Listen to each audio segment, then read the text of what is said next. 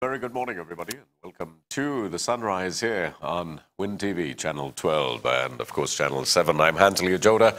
It's our edition for today, October 29th, Monday, October 29th. And of course, working with me this morning, Ace Director Giles Wilson, Nigel Paul working the floor in the studio this morning, and Indira Dukaran joining us in the newsroom together with Lawrence Arjun. It's going to be a very, very busy day today.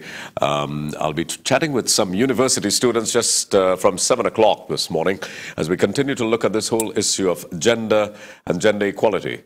And it's interesting that this topic is going to be taking place today because Carolyn C. Prasad Bechan is the new chairman of the Congress of the People. And of course, congratulations to her. We'll get her by phone a little later on today to, of course, offer our congratulations. Our sincerest, of course. You know, she chatted with us on Friday. We'll also try to get a hold of one of my favorite people, Penny Beckles. She's now the new vice chairman, well, lady vice chairman of the People's National Movement in what was a very hotly contested elections yesterday. So two ladies coming up, and interestingly, we're discussing gender. Carolyn C. Prasad Bechan, new chairman of the Congress of the People, and of course, a new vice chairman, lady vice chairman of the People's National Movement is Penelope Beckles this morning. Now, on Friday, we had quite a very good interview with Wayne Sturge, and we got some requests over the weekend to rerun that interview. Wayne Sturge presented a very interesting perspective with respect to Section 34 and also the controversy surrounding it. Indeed, who would have and who would have not benefited from Section 34. And we're going to repeat that interview this morning, just around 20 minutes after 6 o'clock. Let me take a look at also what's happening in the Newsday and some of the Newsday top stories as well. Lawrence Arjun, of course, will be joining us in just a moment. And the story, of course, police in Marabella and Moruga are investigating the deaths of two baby girls who died in separate incidents over the weekend. Very, very, I mean, you're continuing to see senior citizens and, of course, children under attack in the country. And of course, they're dying, some of them dying under mysterious circumstances, some of them dying out of the fact that people have been negligent. And also, they're the victims of flagrant cruelty. Now, listen to this. Police in Marabella and Moruga are investigating the deaths of two baby girls who died in separate incidents over the weekend. In the first incident, Marabella police were called to investigate the death of a 7-month-old baby girl yesterday. That's on Saturday, sorry, not yesterday, Sunday, but Saturday. Baby Navash Alsop was believed to have died after falling off a bed at a house where she was staying at 5th Street, Batu Avenue in Marabella. According to police, at about 9 a.m., the mother left the baby in the care of a close relative for the day. The child was said to be left on the bed, and when the relative returned to check on her, she saw that baby Narvash was on the floor between the bed and the wall. Investigators said they were told the woman returned the baby to the bed, and a short while later she was alerted by another child that something was wrong. The woman found baby Narvash was frothing from the mouth.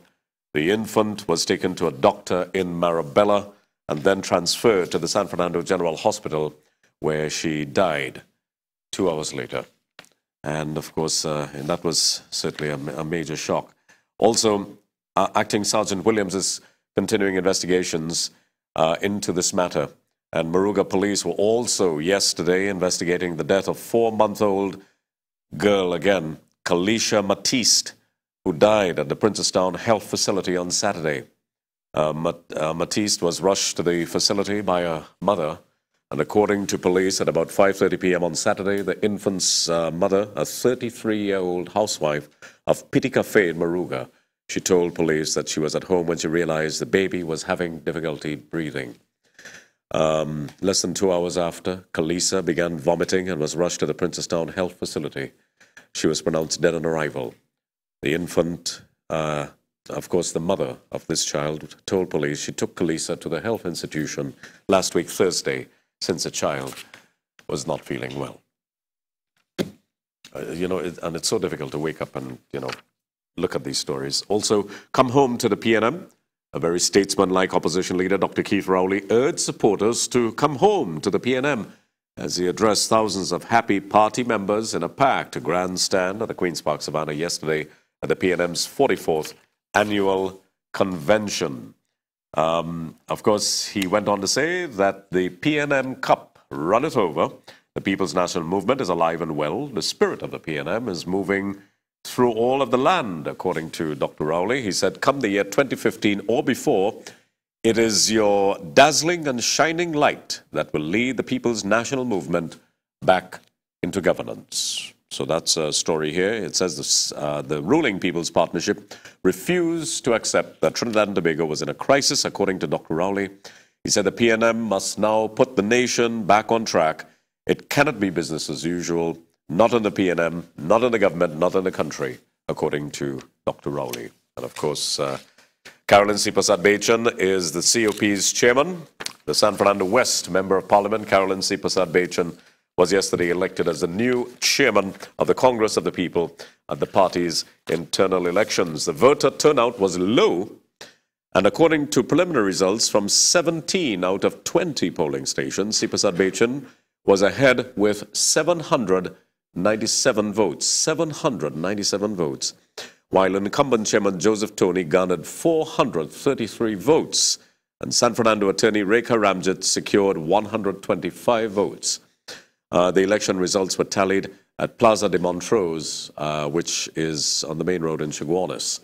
The race for vice chairman, preliminary results showed that former government senator Nicole Dyer Griffith was in the lead with 835 votes, and her nearest challenger, Vido Ramrup, received 202 votes, and Hugh Nurse, who appeared on the show, garnered 155 votes. C. Prasad-Bechan, who arrived at the election center to the music of David Rudder's Ganges Meets the Nile at approximately 8:30 p.m., was greeted with tremendous applause from the small crowd which had gathered at the election center. So she won the chairmanship with 797 votes.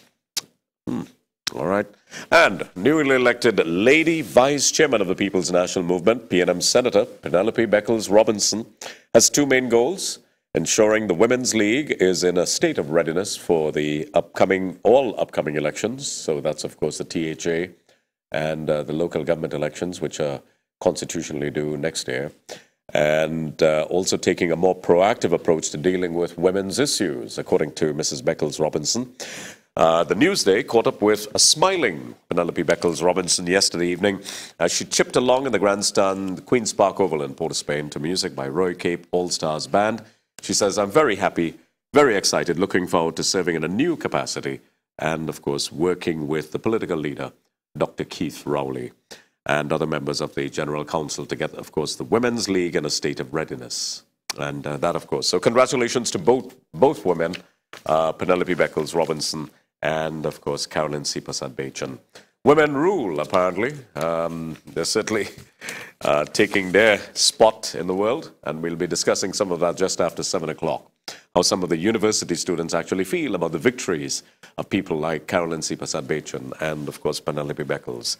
And these are some of the major stories that will be making it. By the way, the anti-kidnapping unit and the Central Division Police have joined the Coast Guard in their search for 3 fishermen who have been missing since last week, Monday, after leaving to go on a fishing expedition. These men are still missing, and of course the family, they're quite worried. So we'll be going across now to Lawrence Arjun this morning and find out what's happening with the newsroom. And don't forget, we'll have a repeat, as a very special request, of Wayne Sturge, as he spoke to me on Section 34. He had a very interesting legal opinion, and I'm sure many of you will be happy to hear it. Let me talk to my boy, Lawrence Arjun, this morning. Good morning, Lawrence. Hi, morning, Ansley. How are you? Hi, very good, thank you. Well, interestingly enough, I've got some university students coming in to discuss gender equality and looking at gender issues and a gender policy in Trinidad. And Here it is. Caroline C. Prasad-Bechan is now the new chairman of the Congress of the People, and Penelope Beckles is the new lady vice chairman of the People's National Movement. Yes, I saw that on the papers this morning, and like you said, women rule, apparently. Well, they're certainly coming up, and I think, it seems to be this wave that came in when Kamala Prasad-Bissessa, SC, decided that, she was going to take on the Titan, Bastille Pandey, and after that, it's all history, as a matter of fact. So many more women are taking their pride of place in the politics, and I think that's a very good sign. It's a healthy sign that our country is moving past gender discrimination, something that seemed to have been the norm, say about 20, 30 years ago. Do you think so? I think so as well, though. Now it's up to those women, as they come into power now, to try to promote policies that would continue this in the rest of society, because we still see it. We still see it in different sectors of society, in different parts of the country, where there's still that gender discrimination against women. Well, it's in the pockets of our nation, and one of the things that we've always got to understand is that the Caribbean society and the Caribbean male is made up in a certain way. I am certainly one of them as a Caribbean male, of course, and you've been brought up to see things in a stereotypical kind of fashion. Yeah. And unfortunately, it doesn't augur well, particularly where we are now in the year 2012. More women are becoming more and more confident, especially with the fact that now we've got a woman prime minister who's certainly an assertive individual and who swept all polls when she just came in, defeating titans like Bastille Pandey, Patrick Manning, of course, and Dr. Keith Rowley in one fell swoop. And all of this certainly says for woman power. So I'm sure many of your colleagues in the university would be quite pleased this morning as they see people like Caroline and Penelope Beckles. I'm sure they are this morning about that. Yeah, taking their place. Anyway, it's over to you. And don't forget, we also got Wayne Sturge coming up. Okay. He had a very, I don't know if you got a chance to take a look at the interview, but Wayne had a very interesting perspective on Section 34, and we had a request to rerun that interview this morning.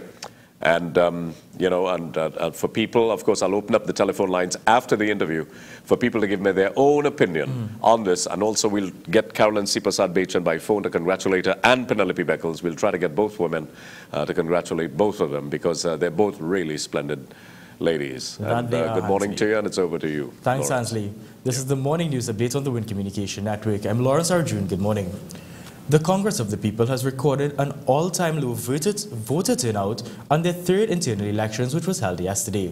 Polls were opened from 8 a.m. to 4 p.m., and the chairman of the Elections Commission, Valence Rambarath, disclosed that out of 40,000 registered COP members, the votes cast were just over 2,000.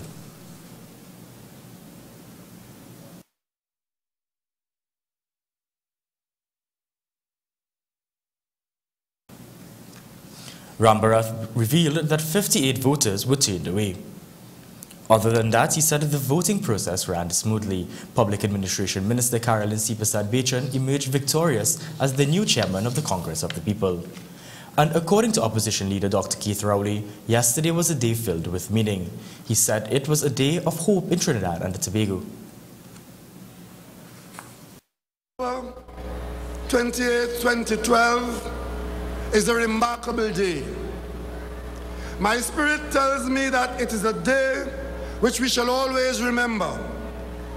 It's a day filled with meaning, a day filled with significance, and a day which gives Trinidad and Tobago a justifiable reason to be filled with joy. The PNM's cup runneth over. The PNM is alive and well. The spirit of the PNM is moving through the land. The bold and beautiful spirit of the PNM is awakened. You are the spirit. You are the backbone.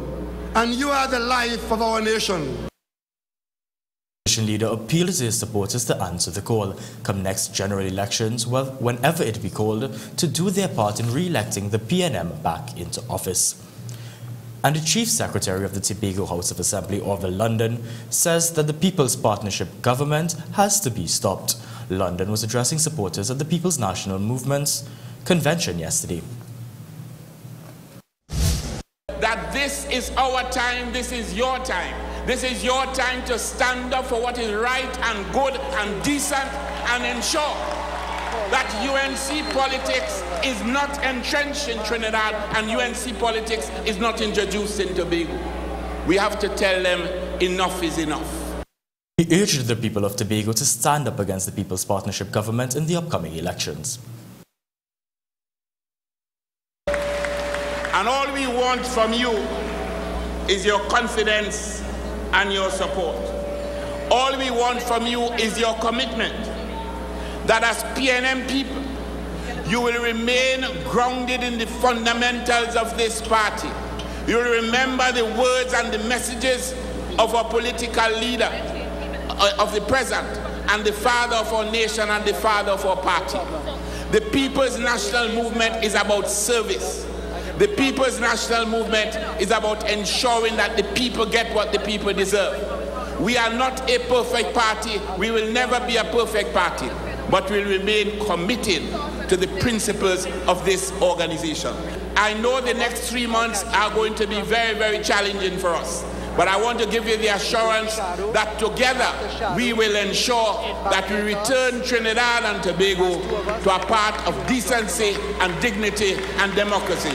Long live the PNM, long live the principles. Great is the PNM, great is the PNM, and we must and shall prevail. Thank you very much.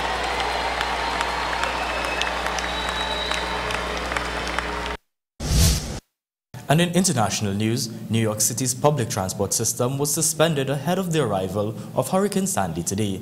Governor Andrew Cuomo said that the subways, buses, train services would be shut down from 7 p.m. last night. As many as 375,000 people have been ordered to evacuate low-lying areas, and the schools will be shut down. We hear more in this BBC report. As Hurricane Sandy approaches America's east coast, the effects are already being felt. The hurricane, combined with a severe winter storm, could be dangerous and destructive. As you can see from space, Sandy is hundreds of miles across, unusually wide, with the potential to bring chaos to 50 million people in America. In New York, low-lying coastal areas of Manhattan and Brooklyn are to be evacuated. If the storm hits at high tide, the surge in sea levels could put lives at risk in these densely populated areas. The city's mayor is warning people not to be complacent. Hopefully people will understand it's in their interest to get out, and a lot of people say, oh, well, I'm just going to tough it out. If down the road you can't tough it out and we have to come in with our first responders saving you, those people can't. Those first responders put their lives in danger and aren't available for true emergencies. In Manhattan, the subway stations are being closed up. From tonight, mass transit will be shut down as the city prepares for the worst. As the storm heads towards the eastern seaboard, threatening flooding and high winds, few are taking any chances. Here in Atlantic City, the authorities have ordered everyone to evacuate. As you can see behind me, the sea is already swelling, with about a day to go before Hurricane Sandy makes landfall. And that was your morning news update of the Wind Communication Network. I'm Lawrence Arjun. Good morning.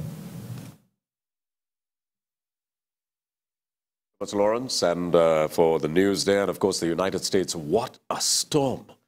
And, you know, it actually died down and then went back up to hurricane status. It's just so baffling, I tell you. God is truly a Trini. As a matter of fact, I've got an interview with Dr. Stephen Ramroop, and he's agreed to come on the show. Quite possibly, I'm trying to see if I can book him in for tomorrow morning. And because he can tell us, yesterday in the interview, and I've got the interview on tape, he said that Trinidad may be better equipped for a hurricane. But she's not equipped for an earthquake. And in order to deal with an earthquake, because he said, of course, that hurricanes are something that, well, you get some warning with a hurricane, people can be evacuated, people can be prepared. But he said if a hurricane would have hit here in an earthquake would have hit here in Trinidad, and of course a sizable earthquake, we're going to be in real serious trouble. Yeah. So, of course, I'll get him on the show tomorrow, but I'll show you that interview come later on during the course of the week. If I can't get him tomorrow, I'll run that interview for you. I spoke to him in Faizabad yesterday at a very special function and clinics that were held on community services that were held in the constituency of Faizabad by the Member of Parliament. Who else but Chandra Sharma himself? Right, we will be rerunning, as a matter of fact, the interview with Wayne Sturge this morning, who gave us a legal opinion on Section 34. And you'll be quite interested to hear what he has to say. In addition to that, I'll open up the telephone lines and I can get your reaction on it, because we weren't able to take calls at that time because Friday was such a tight show. Let me go to this day in history. And of course, it's a very famous star's birthday today. And who am I talking about? Winona Ryder. And Giles, if you have any photographs of Winona, I know you got us two really gorgeous ones of Ravina Tandon and Whitney Houston last week. Well, let's take a look at Winona Ryder. She was born Winona Laura Horowitz. There she is, good-looking girl.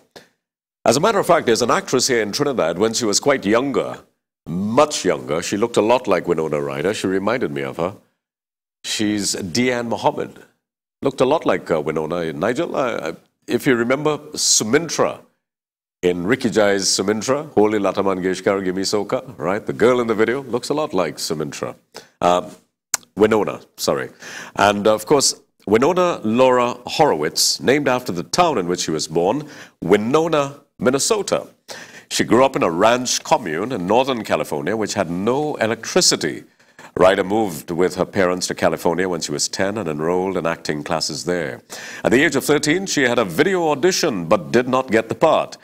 However, director David Seltzer spotted her and cast her in Lucas in 1986. Ryder was selected for the part of Mary Corleone in Godfather Part 3 back in 1990, but had to drop out of the role after the strain of doing two other films in that same year, Welcome Home, Roxy Carmichael, and Mermaids. She later made The Age of Innocence in 1993, which was directed by Martin Scorsese, whom she believes to be the best director in the world. Winona Ryder also starred as Jo March in Little Women in 1994. And of course, she acted in Edward Scissorhands, you know the movie with Johnny Depp. She went on to marry Johnny Depp, as a matter of fact, I think. If my memory serves me correctly, that isn't here in my information, but I believe that they both. And of course, she was caught stealing. She's a kleptomaniac. She was caught stealing and had to do some community service. This nice-looking girl. What you stealing for? Nice woman like you. Good-looking good. Happy birthday. Laura Horowitz, Winona Laura Horowitz, better known as Winona Ryder. Happy birthday. Right, we got the interview with Wayne Sturge. Do we take a break, Giles? We take a little break and then we come back? What do you guys say? Yeah, we could do that. And when we come back, we've got that interview with Wayne Sturge, and I'm looking forward to you reacting to that interview on what Wayne Sturge had to say. From what he's told me there, it seems as though all the fuss over Section 34 really may be a storm in a teacup, or just simply, as they say in Shakespeare, much ado about nothing. You can determine that when we come back and we run the interview with Wayne Sturge. Of course, we'll try to get Penny Beckles, Mrs. Penelope Beckles Robinson this morning to congratulate her on her victory. She's certainly a fine individual. And of course, Carolyn C. Prasad Bechan, what a victory for her. In the lowest voter turnout in the history of the Congress of the People, she garnered a whopping 797 votes. Yeah. COP. Alive and well. I tell you, it's not a healthy sign when you see things like that. Anyway, we'll be right back after this. We take a break.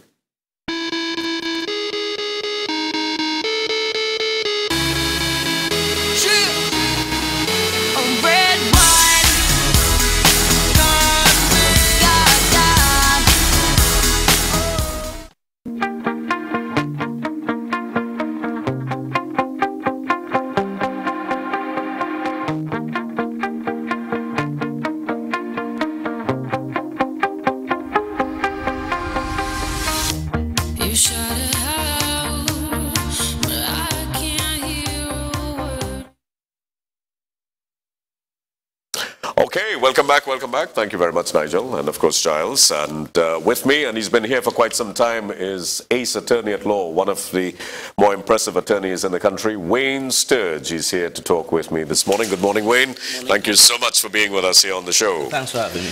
All right, great.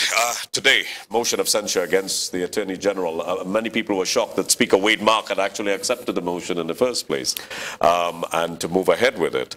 But is this the first time that we've actually seen a sitting Attorney General come under this kind of fire?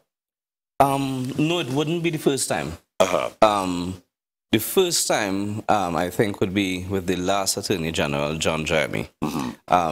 The difference being, on the last occasion, we had a motion for censure brought before an independent body, the Law Association of Trinidad and Tobago. Good. And the membership of the Law Association would be made up of attorneys on both sides of the political aisle, UNC, COP, PNM, and you'll have, of course, the independents. And well, that speaks very good of the Law Association as well. It does. And the difference today is the censure is going to take place in the Parliament. It's going to be brought by a politician, the opposition leader, who has aspirations of becoming Prime Minister, and he's going to use this issue, which they've continued to make an issue for the last 2 months or so, because I don't want to sound too much like a politician, but apart from this issue, they've had very little to hold on to in the last 2 months. That's right. Section 34 seems to me the implement, the employee. It is. You would recall just before Section 34 became a big issue, and it's really unfortunate.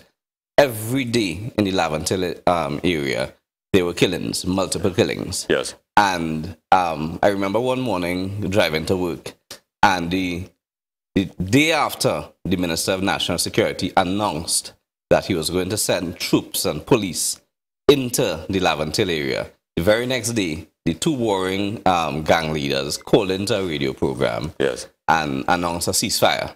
It was ridiculous. Yeah. And but the presence of the police and soldiers in Laventille with that crime, basically, the murder rate had basically evaporated in that hotspot. Overnight, yeah. Overnight. And 20-something odd days of... actually, it was a month. Yeah. And at the end of the month, then it started back. Yeah. But it was effective, and were it not for Section 34, the opposition would have had very little to hold on to. So, whereas many issues in Trinidad and Tobago would last a week or two, this has been going on and on and on. But we're seeing so many people... Is there justification in the fact, because we're seeing other people coming in, it's taking on a lot of political dimension. It's taking on the kind of thing that is just simply being seen as an implement to that you can hold as a sword of Damocles over the head of a government. Yes. And that's the kind of dimension it's taking on. But is there justification in the fact? Is Section 34, the repealing of Section 34 and the whole issue surrounding it, is there justification on the part of the opposition? Do you feel that there's simply, this is a storm in a teacup, so to speak? I wouldn't say it's a storm in a teacup. It is somewhat a serious issue. Yeah.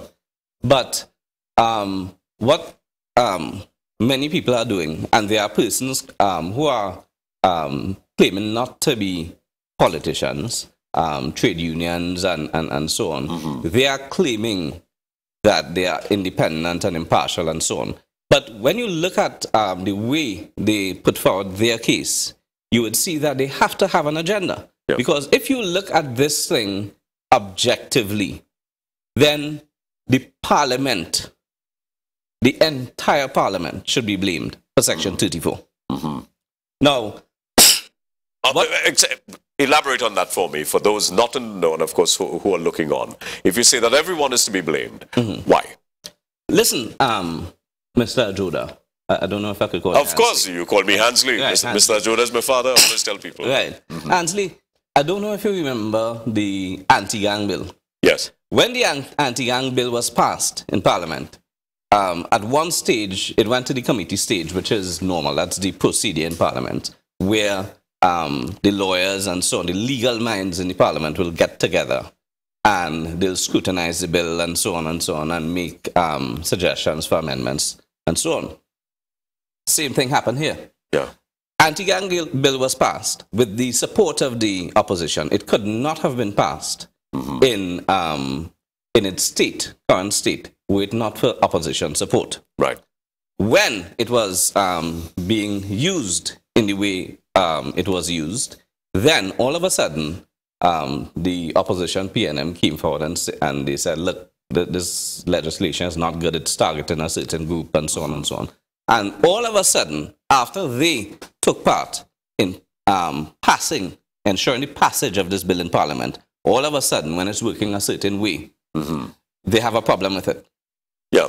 It's the same thing with Section 34. So that's where the politics now tends to taint the legislative agenda. Yes. And it impacts on the legislative agenda. And really, this ought not to be. It shouldn't happen this way. But let me just say, with Section 34, what a lot of people don't realize, let's say it was not proclaimed in August of this year. Right. The entire act, the Administration of Justice Act, was going to be proclaimed and take effect in January next year. So it was proclaimed 4 months early. What changed? Well, the issue of timing became part of the whole argument, that its timing led to the curiosities that everyone is now referring to. Yes, yes. And of course, Justice Volney was quite rightly dealt with. Right. For the manner in which cabinet was led to believe that the major stakeholders were consulted and so on and so on. But even before we reach the cabinet, let's deal with the piloting of this bill through the parliament. Now, the motion of censure before the parliament today, in my mind, is based on a false premise.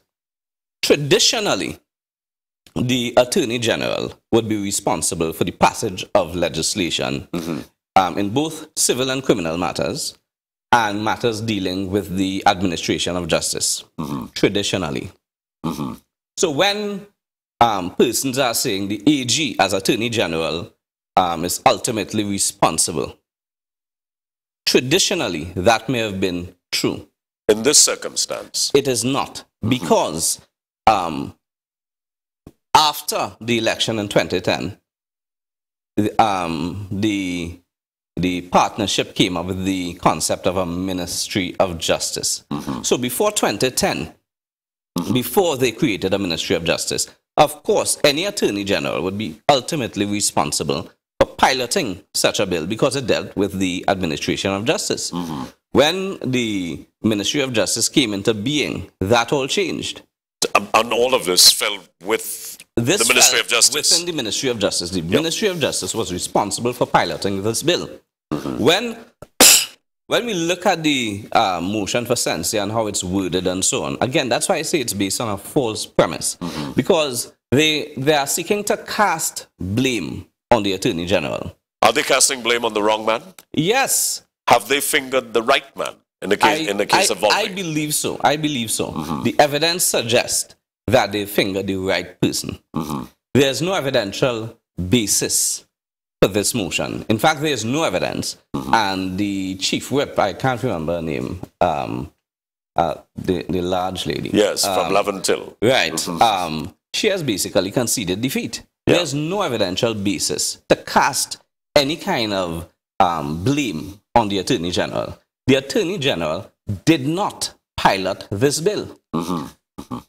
Had there not been a Ministry of Justice, he would have been the one piloting the bill, and he would have been the one ultimately responsible. Yes. But that's not the case. The person who worked on this piece of legislation, the ministry which worked on it would have been the Ministry of Justice. The person who piloted the bill through Parliament was the Minister of Justice, Mr. Justice Volney. But all of this would have probably never happened had the motion brought before the courts by Ishwar Galbaran Singh and Steve Ferguson. Again, all of this came down to timing. Yes. Much of it came down to timing and coincidence of things happening almost in a parallel fashion. Well, the conspiracy theorists would want to argue, well, how did Ish and Steve know to file this and so on and so on. Right. I have had sight of the documents filed. Yeah. It's not complex. It's nothing that cannot be drafted within a couple hours. Section 34 in itself is not that complex. The language is plain and simple. Yeah. So people are trying to suggest that the Attorney General or someone in the cabinet may have given Ish and Steve a heads up, so to speak. Listen, after it was brought to cabinet and the cabinet note done and so on for the early proclamation, after that, there are a number of procedures before it eventually gets to the president for proclamation. During that time, this cabinet note on the early proclamation would have gone through a number of hands. There are a number of persons who would be in a position to say, hey. In whose office and how does it pass? It would go to the... before it reaches the president? It gets... The cabinet note would go to the CPC. And then eventually... Well, the CPC would send it to the printry. The printry would print it, send it back for approval by the Chief Parliamentary Council. And then it's sent off to the president. So long before it reaches the president, that document would pass through the hands of many persons. So anyone could have provided this information to Ish and Steve. That's one. Two, any lawyer worth his salt would be following up on the legislative agenda of any government. And if a lawyer, seeing that a bill is being passed or has knowledge that it's going to be proclaimed or it's gazetted and now proclaimed, and he sees that in this piece of legislation there's a way out for his client, it's in his interest to contact the client and say, listen, look here, we have an avenue that we can pursue. And of course, it's up to the client to pursue it. And that's what they did. Mind you, Ish and Steve, they are not the only persons who filed and are now seeking to benefit from Section 30, the now repealed Section 34. I want to talk about that because my research shows me that even if it were not repealed, really and truly, Ish and Steve would not have benefited. They would not have from Section 34. No, they would not have. And that's my cliffhanger. I'm going to take a break, and then we come back. I want to now answer this because this is something I don't think the public knows. That even if it weren't repealed, which led to even more curiosity, why repeal it in the first place if these fellas would not have benefited? Because that was the crux of the argument, this whole Ish and Steve thing. Again, it was the politics that dictated a legislative agenda. Yeah. If it weren't repealed, Section 34, could Ish and Steve, could they have benefited from this? My findings are that they could not have been from my discussions with legal minds. They could not have, and let me tell you why. With Section 34, what was changed by Justice Volney was this. Before the change, it was the 10 years would be calculated from the date of the charge. What was changed was date of commission of the offense. Right. That was wrong. Because in many instances, victims come forward long after crimes sometimes would take years to be detected. So that was wrong in principle. Anyway, with Section 34, when you come before the court, before the master, sorry, in that case it was the judge, you're entitled to go before the judge and say, listen, 10 years has passed since the commission of the offense, in this case. And the legislation reads, the judge shall enter a verdict of not guilty and dismiss the charge. But most people don't realize, if you read the legislation, if you read it, you will see that if you are the person responsible for the delay, the 10 years, then you cannot benefit from it. And in this case, Ishmael Galbransing and Steve Ferguson, were they the ones responsible for the delay? Yes, they were. And they were responsible in this way. From Piarco number 1, Piarco number 2. Many issues were raised during the currency of the preliminary inquiry. Issues of disclosure, for instance. And when issues were raised, arguments were made, adjournments sought. When rulings were made against them, they applied to the High Court for review.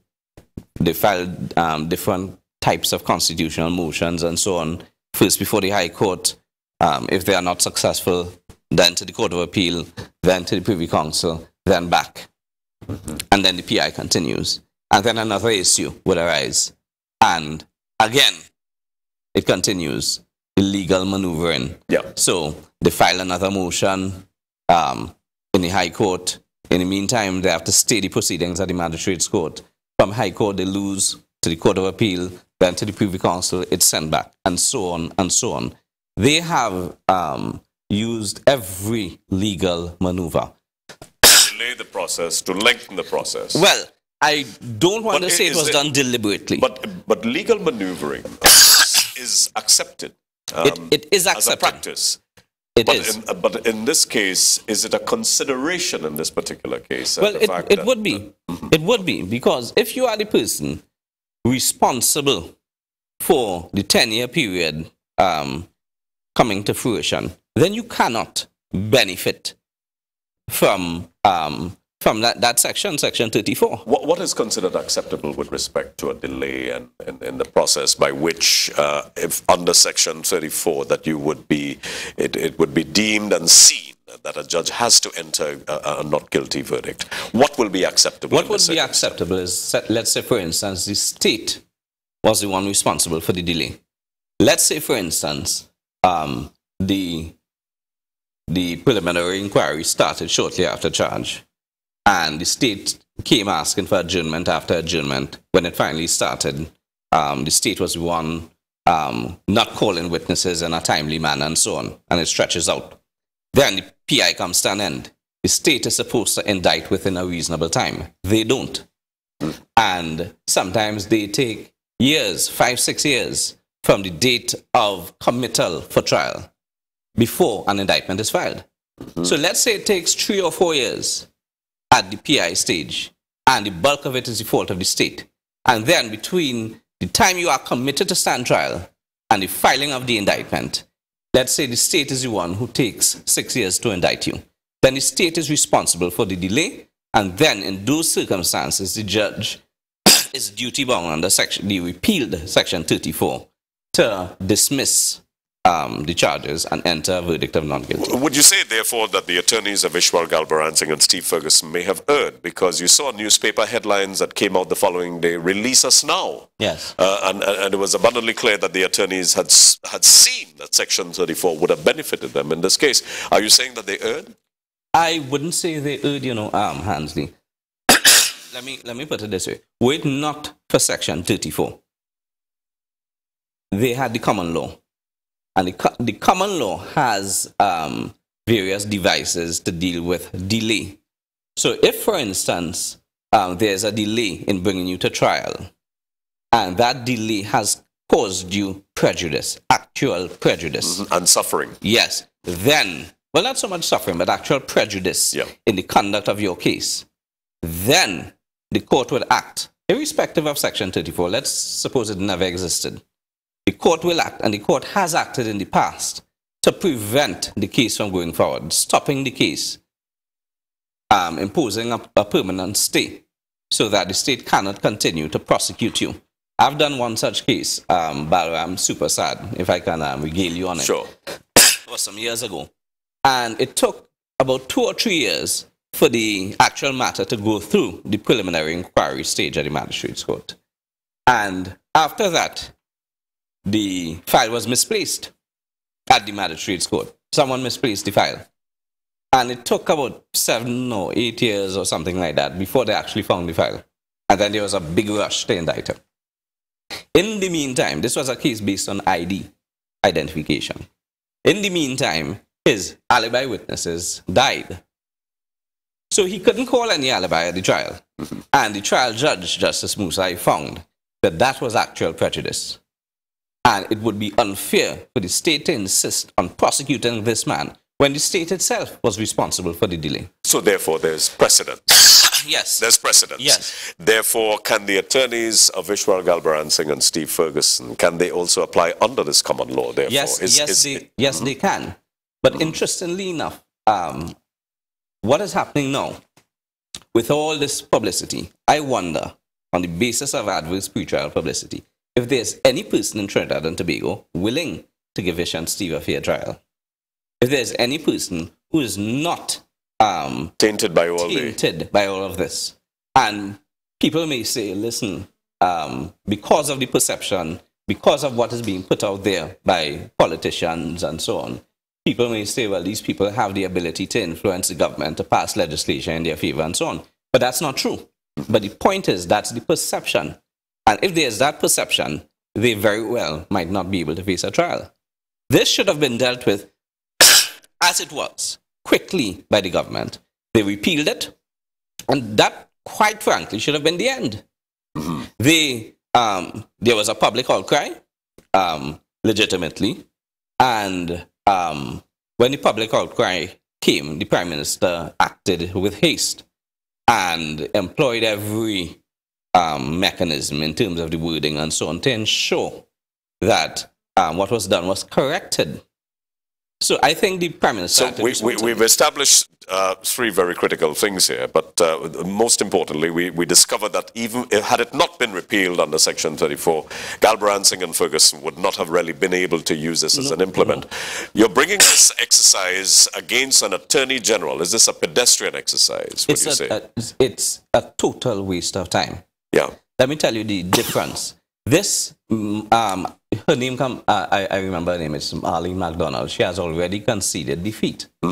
So this is basically done with a view to embarrassing the Attorney General when there's actually no evidence to support their contention that he's responsible. He's not. Look at the evidence. Look at who is responsible. Look at who has confessed to being responsible, and he has been dealt with.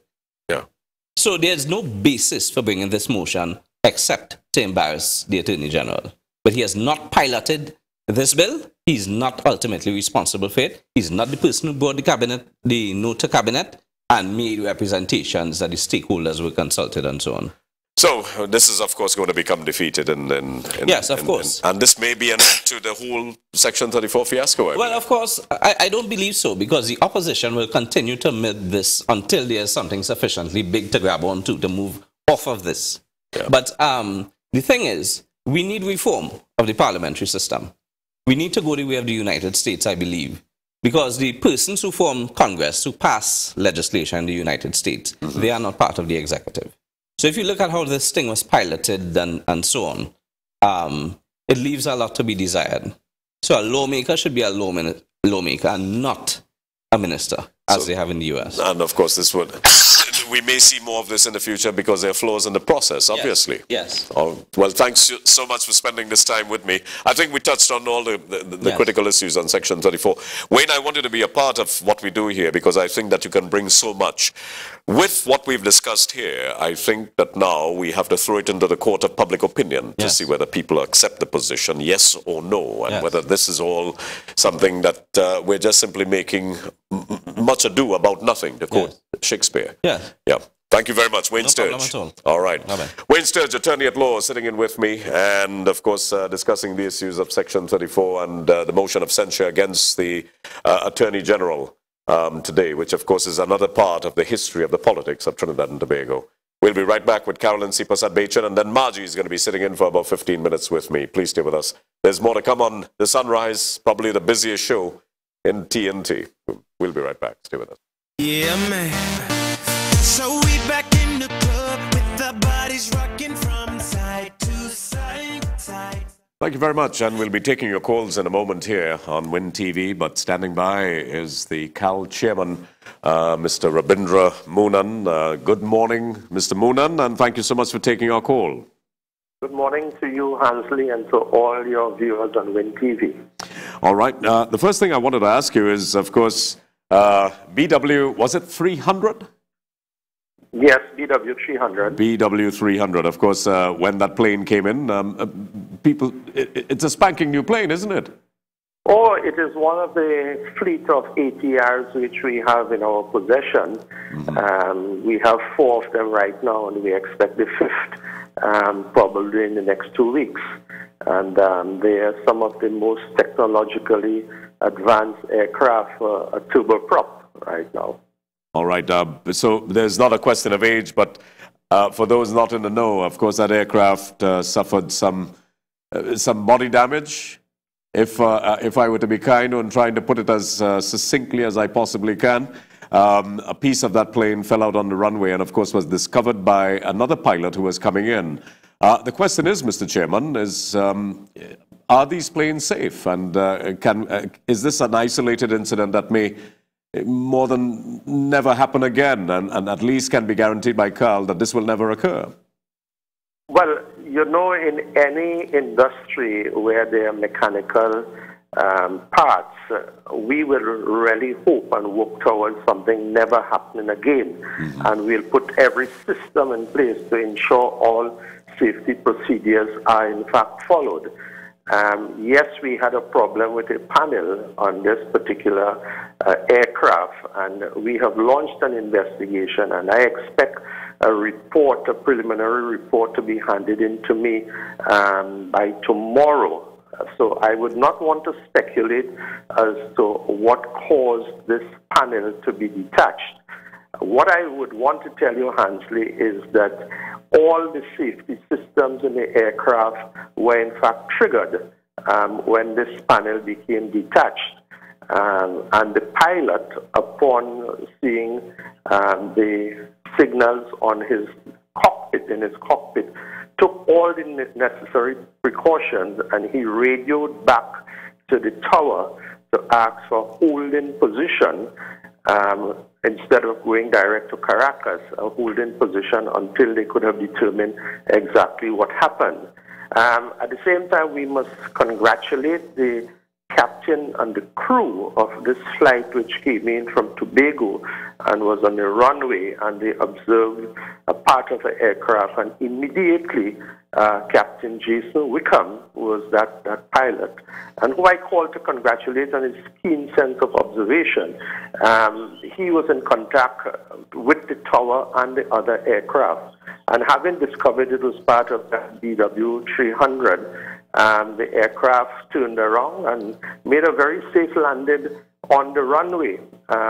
All procedures were put in place, the fire tenders, ambulances, and so on.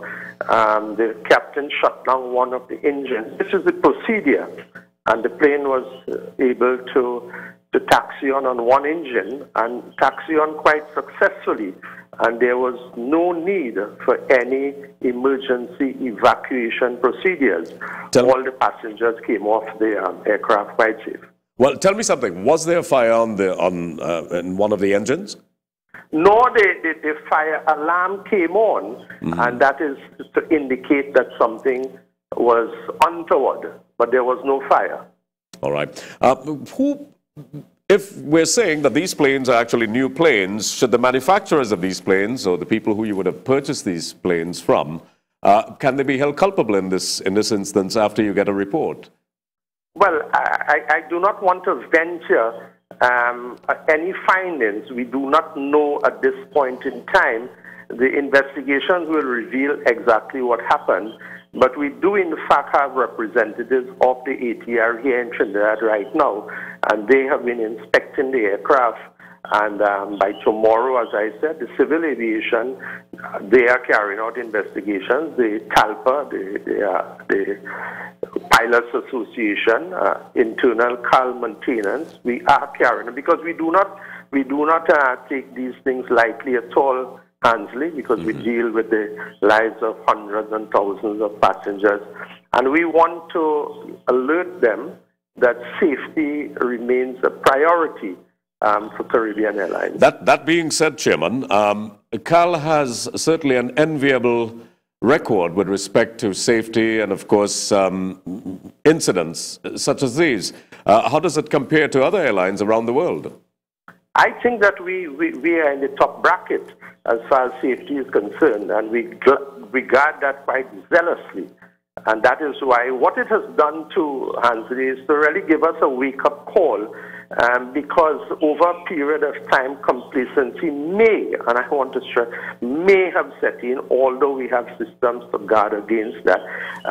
But it's a wake-up call which I have spoken to management about, is that we must be doubly sure as to our inspections of aircraft before they are allowed to fly.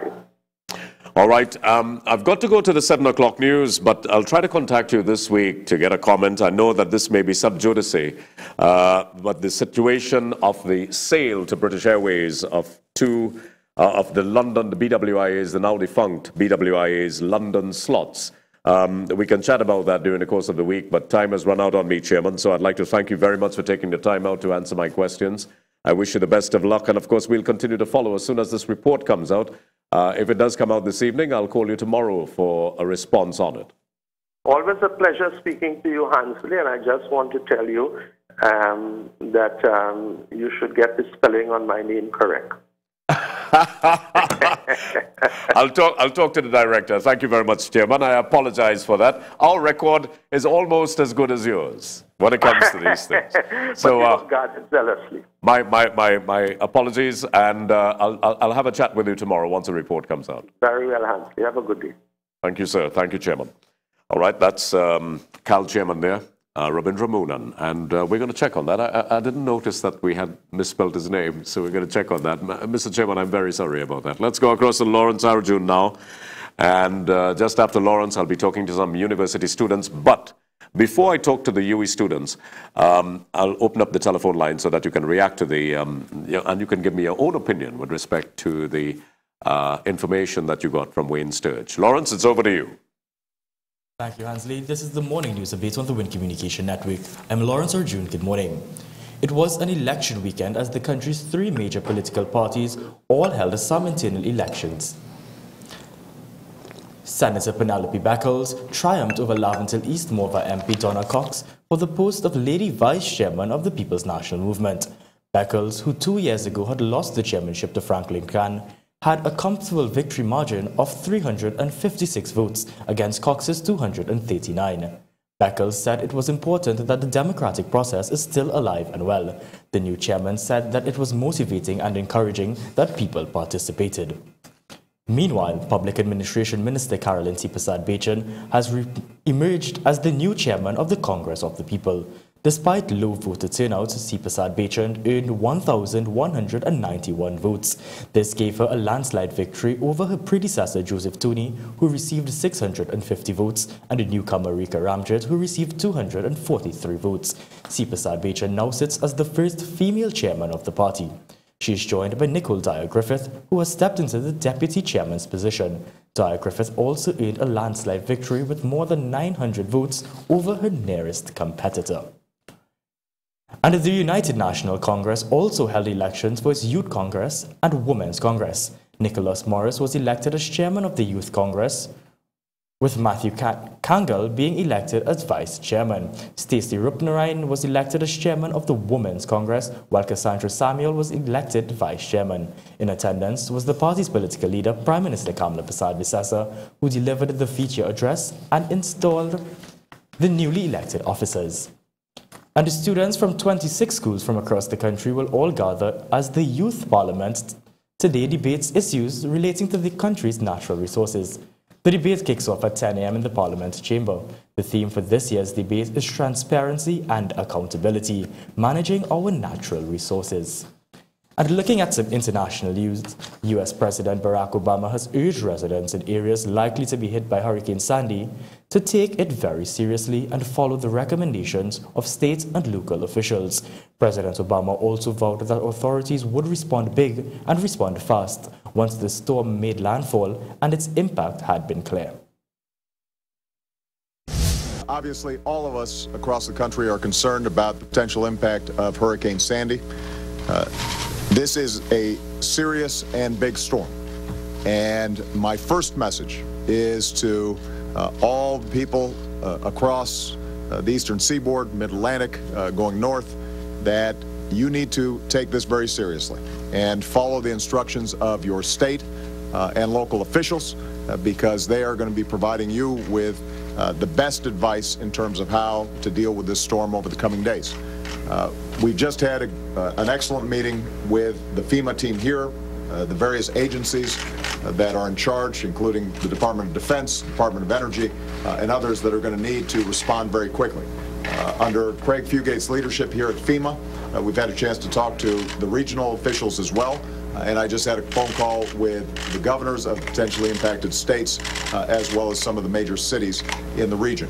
At this stage, everybody is confident that the staging process, the pre-positioning of resources, commodities, equipment that are going to be needed to respond to the storm are in place. But as Craig has emphasized, this hasn't hit landfall yet.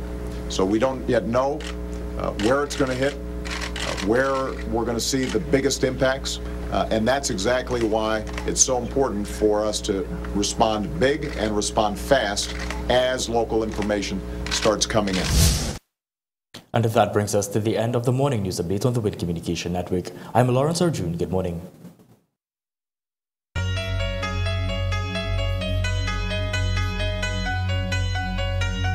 It's complicated, it always is.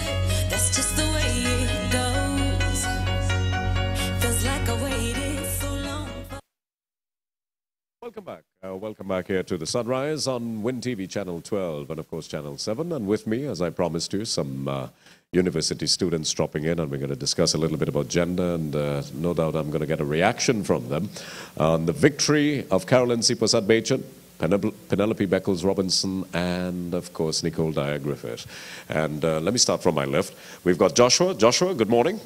And you're studying at the University of the West Indies, and yes, what exactly are you going to specialize in? I am majoring in communication studies with a minor in criminology.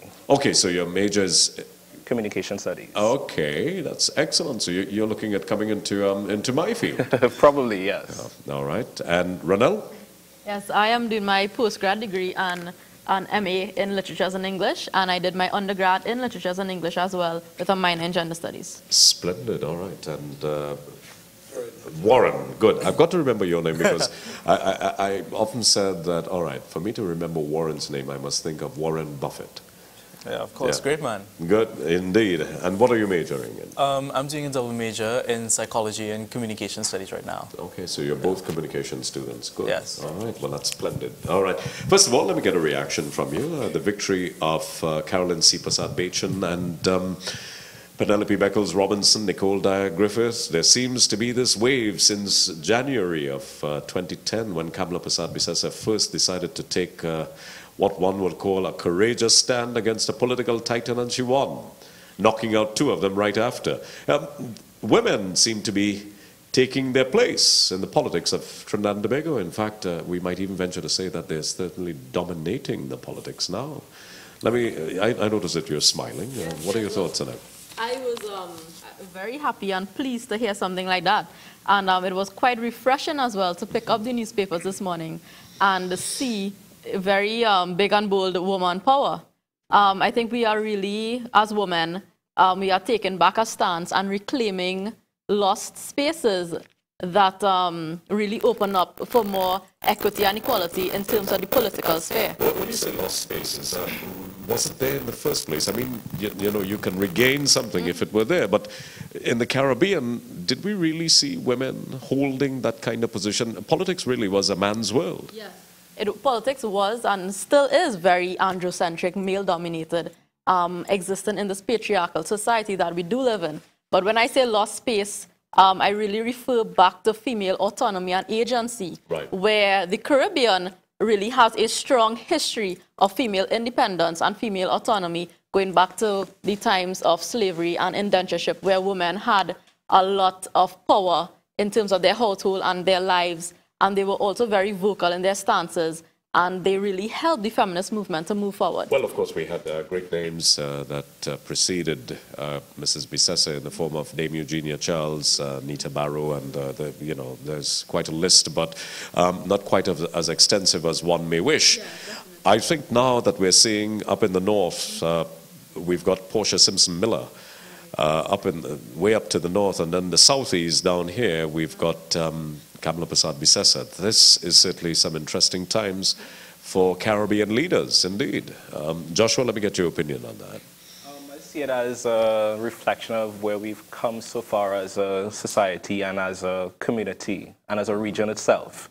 Because as Ronald rightly said, it's really an androcentric world in terms of politics, but the whole rise and the whole concept of women taking leadership roles is a sign of us evolving as a society and becoming more, for want of a better word, modernized and more.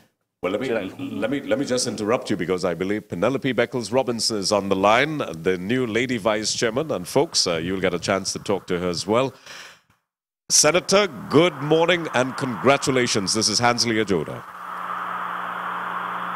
Hello, Senator. Hi, Hansley. Good morning. How are you? Very good, thank you, and it's lovely to talk to you, Senator. And I want to say I'm proud of you. I'm very happy to be, on Win TV this morning. How are you? Very, very good. And, I must say that I'm very, very proud of you. I was smiling from ear to ear when I saw your victory, and I said, well, you're certainly seizing your place, your rightful place indeed. Yeah, well, you don't always win. You don't win all, but, if you're committed to the cause, you accept your losses and you go and you plan again. And so I just want to say thanks to all the people who supported me. It was a lovely convention yesterday, and I'm really happy that I have the opportunity to lead the women of the PNM. As a Lady Vice Chairman, what are your primary functions there within the party? Yeah, well, the Lady Vice Chairman is the person that leads the women of the People's National Movement. Yeah. There are several arms of the party. You have the Youth League, you have the Women's League, and of course you have the General Council, you have the Central Executive. There are several arms, and then you have the constituency arm. So once you join the party as a female, you automatically become a member of the Women's League. And traditionally, the women have been the ones who mobilize, motivate, canvass, to ensure that the party wins elections. So the Women's League has always played a very, very important role in the PNM. So there are 3 elections coming up. You have the THA, you have the local, then you have the general. So that the Women's League, it's just right away to get down to work, train our women. Technology has changed. You have to be with it in terms of your computers, your Twitter, your Facebook, and so. So we want to take it to the next level, make sure that we are ready. And if the chairman or the deputy chairman is not there to chair a meeting, the Lady Vice Chairman chairs the meeting as well of the People's National Movement. Tell me, Senator, are you satisfied with the state of the party at the moment? I know that coming off the 2010 general elections, it saw, should I say, a deterioration of the party's hold on the country. And for the oldest political party in the country, and certainly one of the strongest, and the PNM is a mighty political force, are you satisfied with the state of the party at the moment? Well, the truth is that we lost, local and we lost general.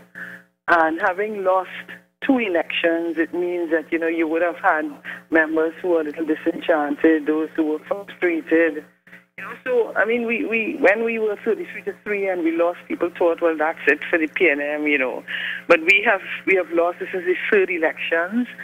So we have been in opposition and we have had to build again. We have had to do a lot of reflection, do your strategic plannings, sit down and look at why you lost. So we have done that kind of process, gone through all the 41 constituencies, done your consultation, and we are in a rebuilding mood. We're looking at the one man, one vote, where we will more than likely attract maybe a wider membership so that, there are things that we still need to do in order to get the party to where we would like it to do, and that is a work in progress. That is something you do constantly, and that's precisely what the political leader is doing as we go throughout the length and breadth of Trinidad and Tobago, having meetings. You have your convention. We are now looking at amending the Constitution so that some of the issues that have been in the public domain where people have been concerned about the selection of candidates, one man, one vote, and many other things, those have been addressed over the last year or so, and we should be having a special convention to deal with those issues before the end of the year. Senator, what are some of the other things that you will do in order to attract a membership and bring people back? I heard that the political leader, Dr. Keith Rowley, was saying, come back home to the PNM, and he was urging people to come back home. What are some of the other things, besides the meetings, that you can start assuring people that that the membership can grow, that you want to attract more people to the party? Well, I think you have, it's hard work. You have to go to the constituencies. You have to go door to door. You have to certainly speak the right things. You know, you have to do a lot more marketing. In some instances, you have to convince the population that you are the alternative government.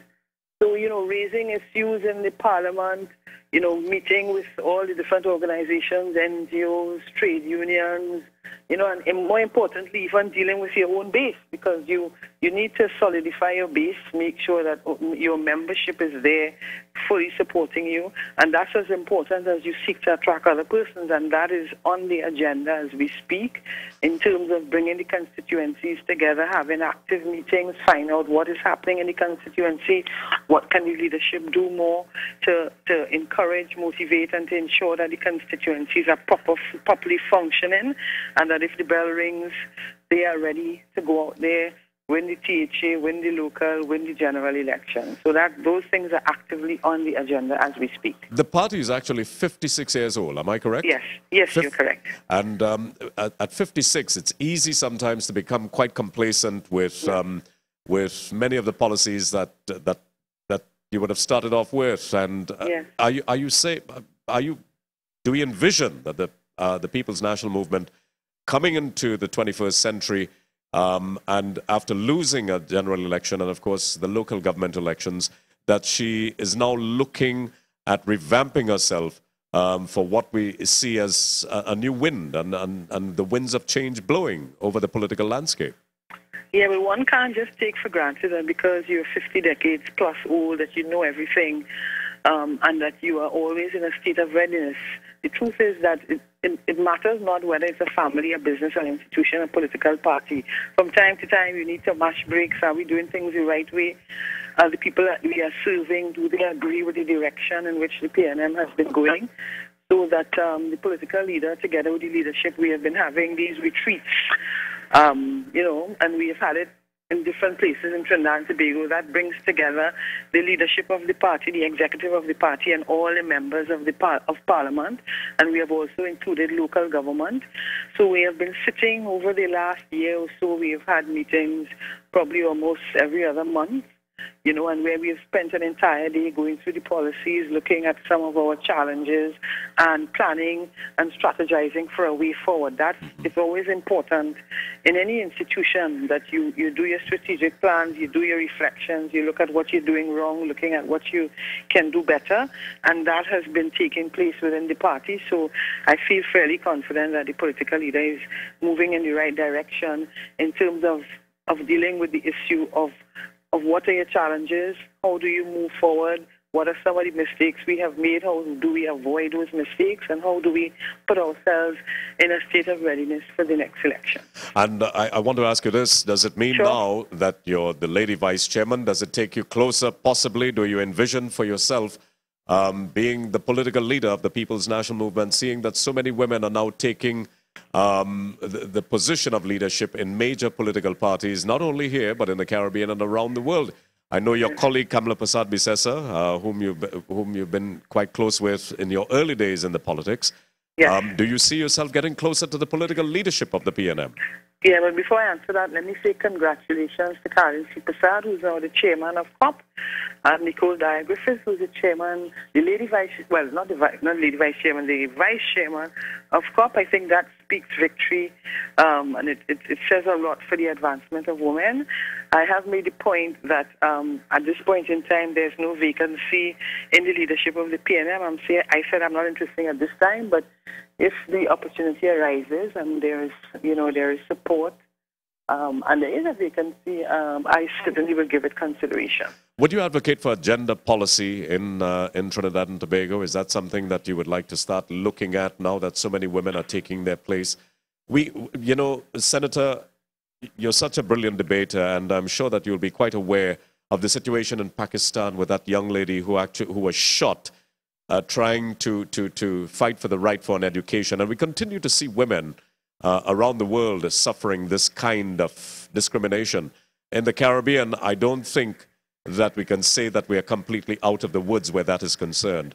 would you advocate for a gender policy for more protection of women's rights? Because on a daily basis, we continue to see that women are the major victims of crime.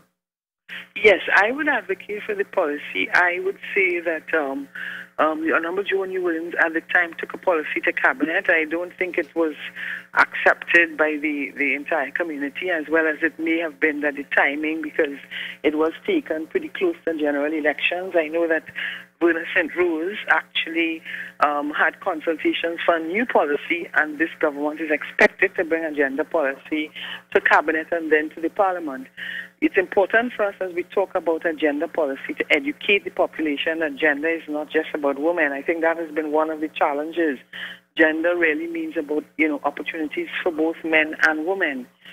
So I would say yes, because I think it allows men and women to discuss, to consult, and to make decisions and policies in the interest of the society, which is what gender is about, because gender is not about sex. Gender is really about socialization and the fact that men and women do things differently. But at the end of the day, we are really committed to a better society, a better Trinidad and Tobago. And the issues of domestic violence, protection of women is as equally important as the issues of protection of children, because we see the relationship between the two, and very often that has to do with parenting, the role of the woman, the role of the men, and how people, once you become a parent, you accept responsibility for the rearing of children. So I would say yes, it's very important, and hopefully that will be on the agenda as soon as possible. I want to spend some time with you live on TV, so you could at least spend an hour I and a am half. willing. You just give me the call, let me know when you're ready, and I'll be happy to come as early as this week.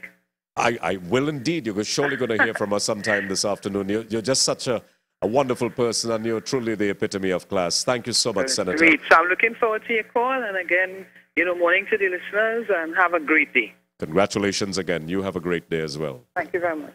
Yeah. She's just one super classy lady, Penelope Beckles Robinson. Congratulations again to her. Now the lady vice chairman of the People's National Movement, and also Carolyn C. Prasad Bechan. We'll try to get her by phone as well. And Nicole Dyer Griffith taking their pride of place in the Congress of the People. Kamala Prasad Bisesa, our Prime Minister, has also named a Justice Minister, a woman coming from Tobago. I mean, they're taking their place. So I don't think there's too much worry that that women are being discriminated against. So is that a superficial way to look at it? It is actually not so much superficial, but maybe exclusive way to look at it, because we tend to look and focus more on what is in the spotlight, where we see women being part of the political arena a lot more. Women have more have advanced, and they have more rights in terms of local and national politics, but that's only just a few, just a very hand-picked, selected few. Women, what about all these other women who live in rural areas? Some women don't have access to water, they don't have access to proper childcare in terms of sending their kids off to daycare when they have to work. They have kids to take care of that they maybe can't manage. There's issues with domestic violence. There's masculinity issues that affect how they relate to men and how men relate to them as well. Abortion rights, reproductive rights, all these different things. Also, they're the victims of crime. Yeah, they are definitely the victims of crime. We saw the recent killing in Belmont with Nina is her name. I can't remember her surname, but and the slitting of her throat. Women are quite vulnerable, especially if they're living alone. Yes. And the fact is that they're not safe. Yeah, definitely. And especially with the pensioners as well, those who are now collecting their pensions, that they're now becoming a target as well.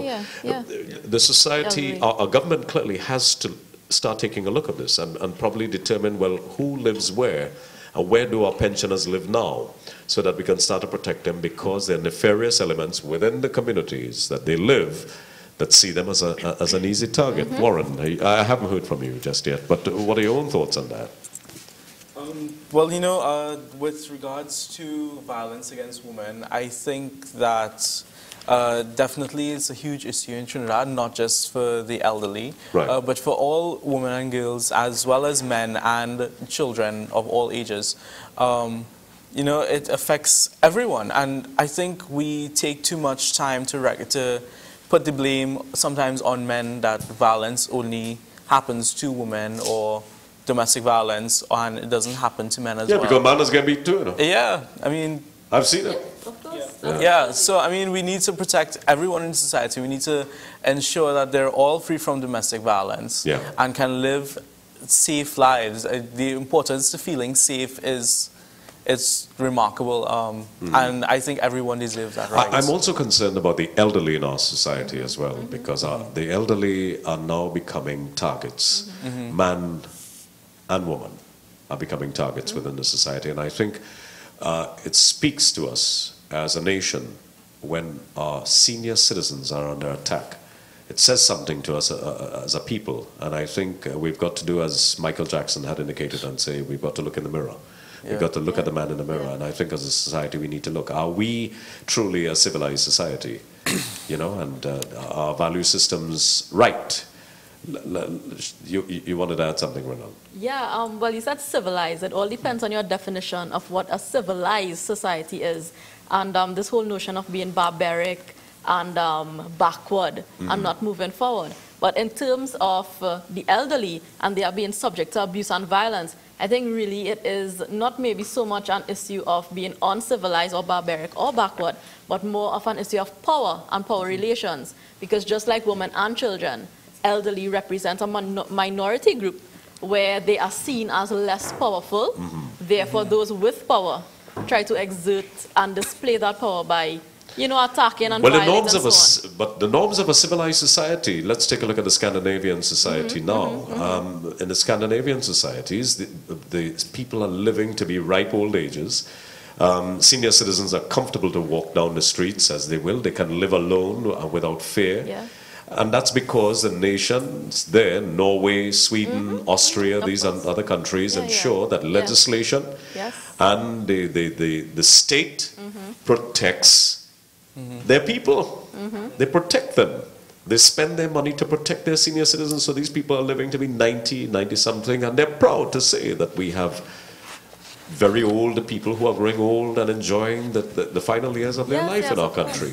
And that, for me, is civilized behavior, and is a civic-minded society and a civic-minded government. I do agree, and I think that we could learn as a country and as a government. We could learn a lot from their policies and their ways of governance. We could take and implement within our own countries and try to make some sort of social change to achieve those type of goals and that type of environment. Now we're also talking, Warren. I just wanted to inject here, because I want to recognize that part of the proposed, well, according to the brochure that has been released by the government, one of the areas that the gender policy will cover, the pillars, is gender-based violence and human security.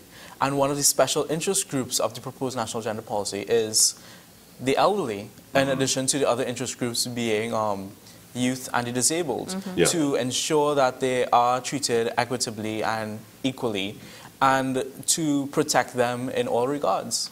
And I think it's important to note that these countries do respect their elderly and they do protect them, and probably that's one of the main reasons why we need a national gender policy as well, because that policy will put into work the frameworks that will allow us to get to that level where our elderly can feel safe coming down the street, don't have to fear being robbed. Policy won't protect.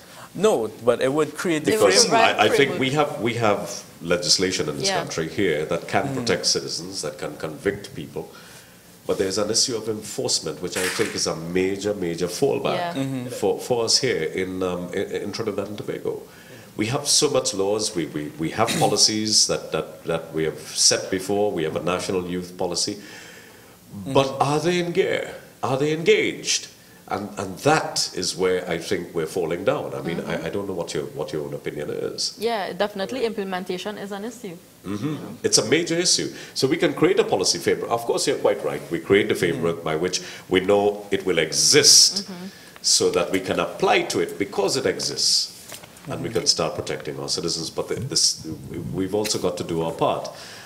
Communities have got to start recognizing that it has a responsibility also to protect the people who live within its community. But that takes civil-minded people. Yes. Yeah. So there must be, like I said before, a cultural and ideological paradigm shift Yeah. where you have a shift in consciousness about the way you view yourself and the way you view others. And I think that could only come about through education. Yeah. If we really just seek to open up the minds of our citizens in terms of being more civic-minded, having civic duty, being more socially responsible, even adopting empathy, right, which are all part of existing in a society, in a world. Empathy is taught in schools, it's It taught should at be. home. It The should first be. place It that you should be, learn to definitely. empathize with a situation is at home. Exactly, it should be, but we see that things are shifting away from what we would like it to be and where these things should be taught. A lot of kids learn from home, yes, like you said, and the home now is seen as really the root cause of what is being Delinquency? What's causing it? delinquency, what's causing Can we identify a lot of issues, what? socialization, delinquency for men. You all could probably speak on that. Seeing that you are I like how you a say that, criminology. delinquency for men. Yeah, that's a major That looks like a issue. bugbear for you. Let me hear. Where is the delinquency starting with our young people? If you're saying that it's starting in home, what? Is it that parents are not paying attention?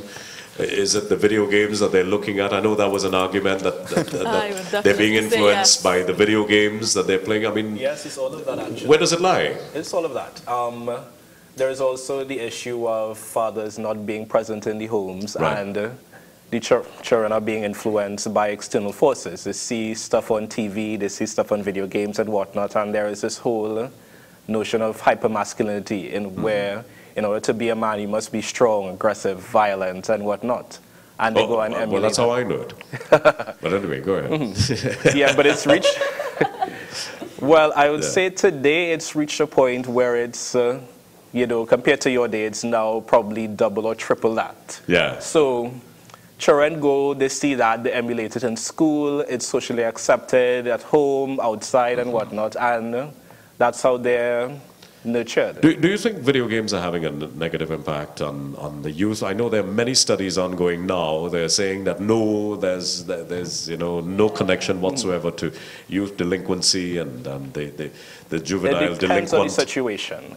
If, for example, the children don't have any other source of socialization, well, yes, it will influence them because they have nothing else to look to. Well, we had whole communities being set up all over this country with people being stacked on top of each other like tuna cans and like tuna in a can and with no green spaces whatsoever. And very often you realize that there aren't many options available to them. And I mean, we ourselves as a state, our own policies as a state with housing policies and how we set up houses here, inadvertently or probably directly, I think, impacted on how people started to live their lives and what kind of citizen they became. Yeah, I think it's also an issue of security, so going straight back to human security, where parents are often very fearful to even let their children go to the park, go down to the savannah to play football, just go outside and have a walk. But children walk can't your even dog. play in their yard They now. can't even play in your own yard. So it is more of a fundamental issue and problem of human security and crime and violence that then leads us as government, as parents, to act accordingly. Yeah. So we often keep them inside, and because of keeping them inside, they sit and they just become couch potatoes, they look at TV. They become obese. They play these video games. Call of Duty is one of these popular video games that they play with. There's a lot of violence, a lot of guns, shooting, and so realistic. But are There's there a lot of blood as studies well. that have linked these video games to the behavior of kids? I Is have there a read connection a lot. to I have read a juvenile lot. delinquency? Yes? I've read a lot about those because I have a serious problem with it. And there are, these studies often are double-fold. Some studies say, even recently in the newspapers, that video games are very good for cognitions and development and coordination and building your neurons in your brains. And other studies also show, because of socialization, that is quite negative. Because if you are constantly being exposed to this type of behavior, then eventually this will become all you know, and you will start acting out in such ways. Well, all we had in our day, Warren, and you can add to this, was Pac-Man and King and the Balloon, King and the Balloon, where he would go, help, help, help, bye-bye. Or, thank you. And that was all we had until, we started to see the kind of things. And I mean, video games look like movies now. Yeah, they're getting increasingly realistic, and Pac-Man and all those games are still fantastic. I play them. Yeah.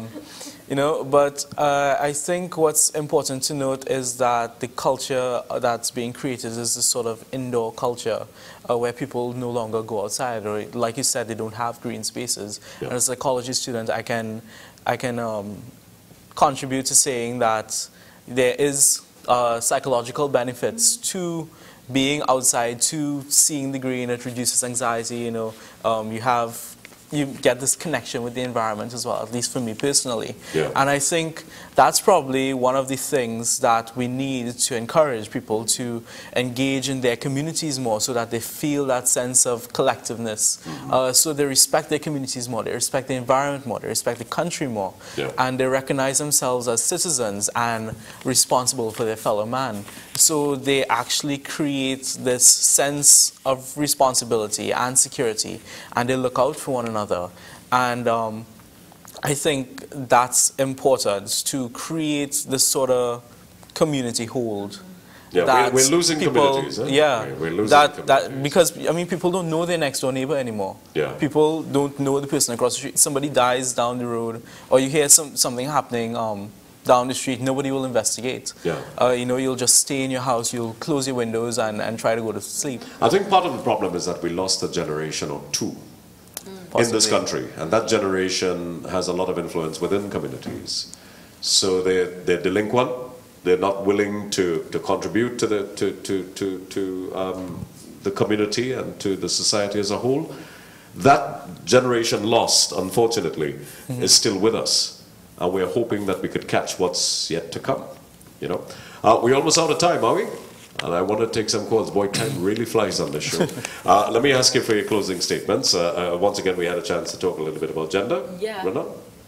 Well, my closing statement pertaining to what has been going on in the country right now, I would really like to congratulate all the females who have achieved such great things in the political arena, as well as just refer right back to an article last year, September, by the Prime Minister, where an article about her where she spoke at the women's political participation at the United Nations. This was September 2011.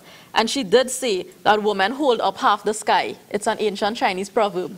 And I think that's a really powerful quote. And she called for half our legislature, half our local governments, and half our state bodies and private sector boardrooms to be occupied by women. So she has an ideology, a social mindset, a political agenda where she would like to see equality and gender parity in numbers when it comes to the politics of the country. Yeah. Let me, Joshua? Well, I'd like to say I would love for this country to reach a place where, as we were discussing, we've reached a pinnacle of civility and whatnot. And adopting a national gender policy, even though it probably would be incremental, is one step forward nonetheless. And simply put, the gender policy would help all of us. It would help, it would bring equality and equity to the arena. We wouldn't have situations where boys are not finishing schools and girls are not girls are not able to get stable jobs or get the equal amount of pay in comparison to their male counterparts. Right. So all in all, I would love for us to move forward and move into a state where we can all live equally and in harmony and whatnot. Okay, thank you. Warren? Agreeing with what Joshua said regarding to the equal state of harmony and civility and having a society that really is built upon that, I do believe that, in closing, a national gender policy would be the first step forward to create that society that we want to see, at least to create the types of people that we would want to see, that we would want our children to be, and to uphold Trinidad and Tobago and push it forward for the future. As well as going back to education, because that's one of my main areas of concern. I would love the national gender policy because it would sort of promote boys more in education, because we have this feminizing of the education system right now. Ooh. At least that's, yeah, because it goes back to Caribbean masculinity as well, and patriarchy, because Caribbean masculine... We're becoming endangered? No, it's sort of Caribbean masculinity. I'm being facetious. I'm being facetious. I'm just poking. Theoretically, yeah. Not physically, but theoretically, yeah, maybe. Well, I want you guys to sit in on the debate, that we can establish a debate on the issue of gender policy. But particularly, and I didn't touch on the topic today because I want to save it for the debate, on the issue of the recognition of same-sex marriages and same-sex relationships within our society. I want to bring a pro and a con to debate it on this show. Yeah. You all ready for that now? Yeah. Good. Yeah. All right, well, let me say thanks to the guys because they're going to be sitting soon on a panel where we'll have a debate on Monday mornings, and the debate is we're going to be looking at this whole issue of same-sex marriages, recognition of homosexuality in Trinidad, what's wrong with it, what's good about it. That's coming up very soon on the show. I'm Hansley Ajoda. Thanks a lot. We had a very busy morning here. Thanks to Carl Chairman, Rabindra Moonan. Thanks, of course, to Mr. Sturge, attorney at law, for giving us the opinion on Section 34. Thanks to Penelope Beckles-Robinson for chatting with us. Senator Penelope Beckles-Robinson, congratulations to her again. And thanks to you guys for being here. Giles Wilson, Nigel Paul, Indira Dukaran, Lawrence Arjun, Valmiki's in Master Control, am I correct? And who's on audio this morning? Shane. Yeah, Shane, come back, Shane. So that's it. Take care. See you tomorrow.